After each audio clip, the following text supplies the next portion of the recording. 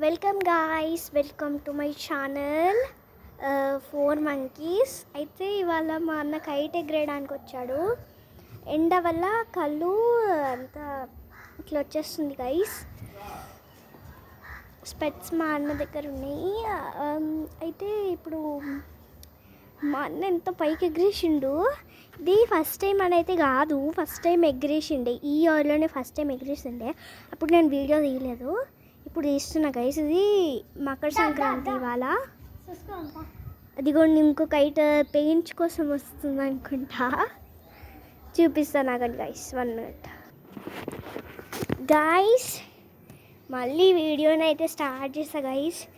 ఒక కైట్ పెయింట్స్కి అయితే వచ్చిందని చెప్పింది కదా, ఆ కైట్ అయితే మా నైబర్సే, మా గల్లీలోనే ఉంటారు.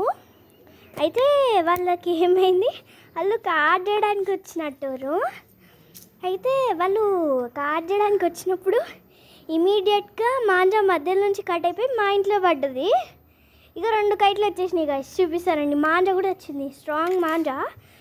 మస్తు మంది చెప్తుంటారు వాళ్ళు బాబిన్ వాడతారంట. బాబిన్ చూడండి గైస్, ఇదైతే బాబిన్ మాంజా అనుకుంటున్నా, ఎందుకంటే వాళ్ళు ఎక్కువ బాబినే వాడతారు.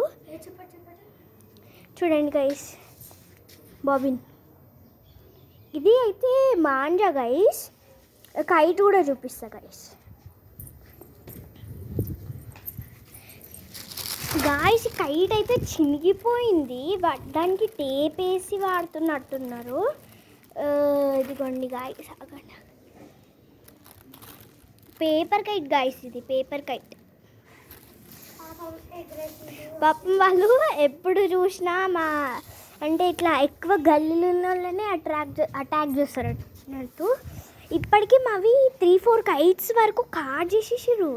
ఇది మళ్ళీ కాట్ చేసామని వస్తుంటే సడన్గా అది వచ్చేసినట్టుంది. జస్ట్ మాకు వచ్చేసింది ఆ కైట్ సింపుల్గా.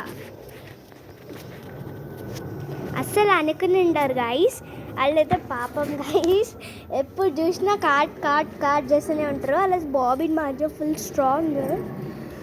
మా పేరెంట్స్ అయితే బాబిన్ వద్దు, ఏమొద్దు, నో మాంజా, ఓన్లీ సాదితో ఎగరేసుకొని అన్నారు. చాలామంది సాది అంటే ఏందో తెలీదు, నేను చెప్తాను గైస్. సాది అంటే జస్ట్ ఏంటిదంటే దారం గైస్. దారం అంటే నార్మల్ దారం కాదు, కొంచెం అంటే తెలుసుగా, నార్మల్గా పూల దారం లాగా కాకుండా దారం. ఓకేనా గైస్, మీకు ఇంకోటి చెప్తా, ఆగండి గైస్. వాళ్ళైతే పాపం, మా అన్న అయితే పాపం అంటుండు. అంటే మా అన్నకి ఇట్లా మాంజా దొరికితే మస్తు తెచ్చేసుకుంటాడు.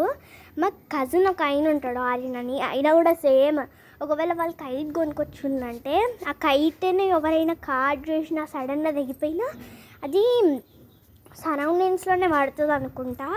సైకిల్ మీద దూరం ఉంటే సైకిల్ మీద వెళ్తారు, లేదంటే దగ్గరుంటే నడుచుకుంటూ అంటే ఉరుక్కుంటూ వెళ్ళిపోతారు.